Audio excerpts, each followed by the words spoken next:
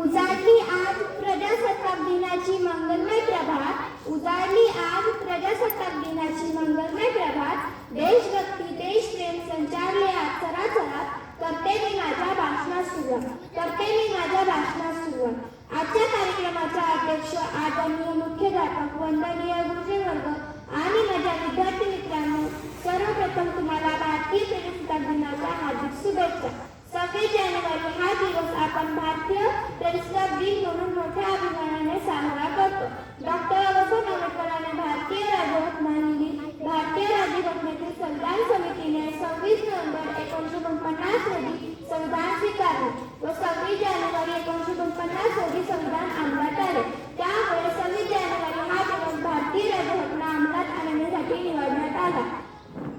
पंडित जवाहरलाल नेहरू यांनी लाहोर अधिवेशनात तिरंगा फडकावून पूर्ण स्वराज्य झाल्याची घोषणा केली. दरवर्षी दिल्ली येथे ध्वजवंदन केले जाते. देशाचे राष्ट्रपती उद्देशून भाषण करतात. त्यांच्यामध्ये वडील आढावा घेऊन नवीन वर्षाच्या नवीन योजना जाहीर करतात. स्वातंत्र्यासाठी बलिदान दिलेल्या स्वातंत्र्यवीरांना आदरांजली वाहिली जाते.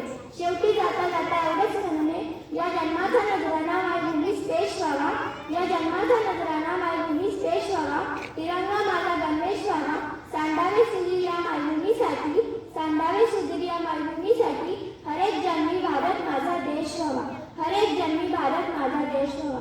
एवढे बोलून मी माझे भाषण संपवते. जय हिंद, जय भारत.